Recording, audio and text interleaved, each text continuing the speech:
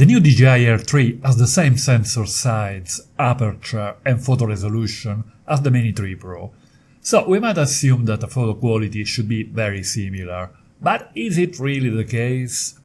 In this video I will compare the two models in terms of photography to see if there are any major differences. I will post downloaded JPEG files of some images of these videos on my blog vicvideopic.com. You will find the link in the description below.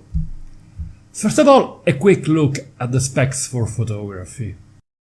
Both models have a 1/1.3 inches sensor with a field of view equivalent to 24 mm, a fixed aperture of f1.7 and a photo resolution of 12 megapixels. A crucial feature of the new model is the presence of a second lens, a moderate telephoto with a field of view of 70 mm, the same sensor size and a fixed aperture of f2.8. The dual lens system is a game changer, which for many users, including myself, could justify the price difference compared to the Mini 3 Pro.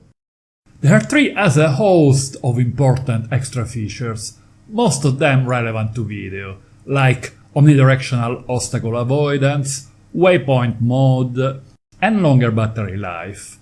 But there is one feature that comes very handy when taking photos: the much improved signal transmission, the only true weak point of the Mini 3 Pro. It is also faster and has better wind resistance. On the other hand, the Mini 3 Pro can rotate the camera to shoot vertically. But this is a feature more useful for video, as with photos it is easy to crop to the desired format. So far, in all my review of photography, I've always used only RAW files, but in this case I've chosen to start with JPEGs, for two reasons. Several users have asked me to analyze the JPEG files, as they use them for quickly posting on social media. Also, in the new model, the quality of the JPEG file is outstanding. One thing that I noticed immediately is that the JPEG file produced by the Air 3 are much bigger, more than double the ones of the Mini 3. There must be some difference in the processing, and probably they contain more info in the shadows or in the colors. Both models have a 48 megapixel mode available. In the Mini 3 Pro this mode is in the video photo menu, while in the Air 3 it can be selected in the settings or in the window for the white balance. This means that it can be used for automatic exposure bracketing and for burst shots. Quite handy. The JPEG file taken with the Air 3 have a noticeable tendency toward magenta. Nothing to worry about, as it is easy to fix while color grading. Also, it is the first version of the firmware, and I expect DJI to fix this small issue with further updates. More importantly, I immediately noticed that the JPEG file of the Air 3 responds much better to post-processing compared to the one of the Mini 3 Pro, and the colors are much richer. First of all, let's compare the same scene taken with the two lenses of the Air 3.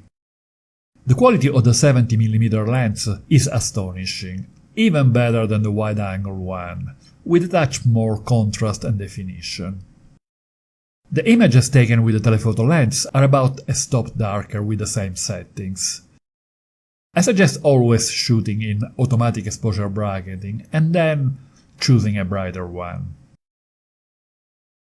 The quality of the images and the color palette with the two lenses are very similar, so it is very easy to integrate the photo into the same project. And now a face-to-face between the two drones using the wide-angle lens of the Air 3. Which has the same specs as the Mini 3 Pro.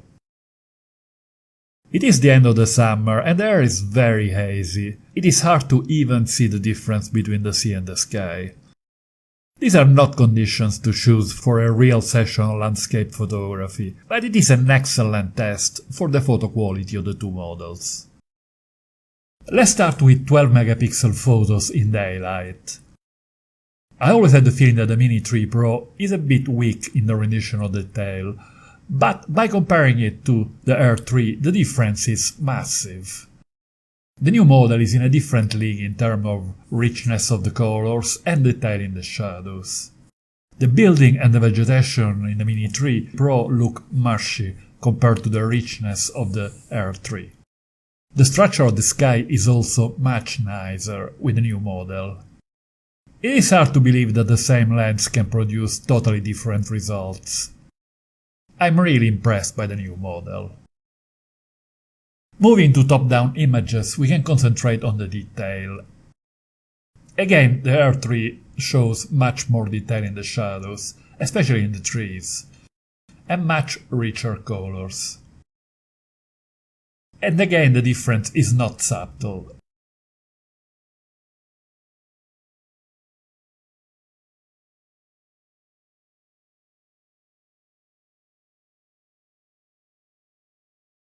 Let's try a couple of photos in the direction of the sun. One with the sun just outside the left edge of the image, and the next one with the sun on the screen. The conditions are still very hazy, so the sun is slightly covered. The wide-angle lens of both models is a big improvement compared to previous ones. There are hardly any chromatic aberration or loss of detail and saturation near the sun. But here again, the difference between the two models is very evident.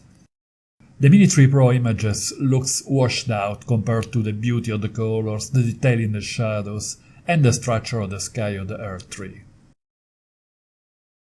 When I analyzed photography with the Mini 3 Pro, I was impressed by the performance in low light, due in part to the very wide aperture of f1.7. I made this comparison for low light on successive days at exactly the same time to have the same light conditions. In both cases we are 20 minutes after sunset with the last twilight and artificial lights. Both models perform very well. It is hard to believe how much the technology and the quality of the lenses have improved in the last generation of DJI prosumer drones. It is now possible to maintain the ISO value at the base level of 100, and noise is a thing of the past. The difference between the two models is not as noticeable as in other conditions, although I still slightly prefer the structure of the sky of the R3. Both models have a 48 megapixel mode, obtaining by splitting the 12 megapixel of the sensor into 4 smaller ones. This mode is supposed to improve detail in easy light conditions, although the tiny pixels can only collect a limited amount of light. In the Mini 3 Pro, it has progressively improved via several firmware updates. Here we can see this mode compared to the regular 12 megapixel one. I can only see the slightest increase in detail in the buildings, maybe, but even pixel peeping and zooming in, it is very hard to tell. The colors are probably richer in the 48 megapixel version, but the shadows look a bit muddy. So in the Mini 3 Pro this mode has only the tiniest benefit compared to the normal mode and only in friendly light conditions.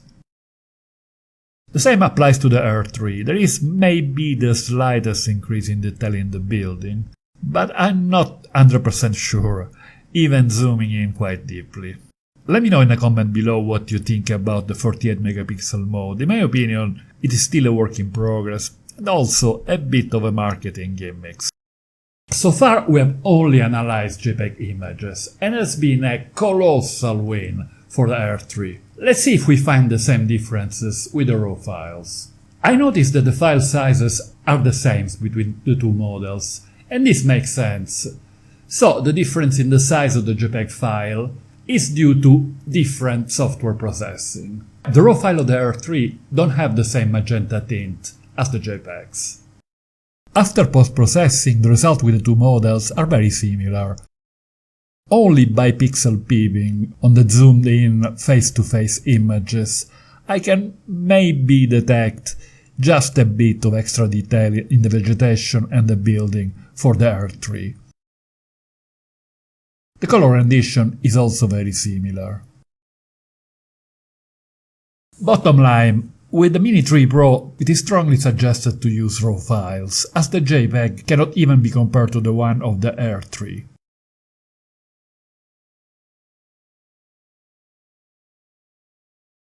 The R3 has another ace on its sleeve, the excellent 70mm lens that adds plenty of extra possibilities for photography. Click on this link to watch my video about photography with the RF3. And don't forget to hit the like button if you found this video interesting. Thank you.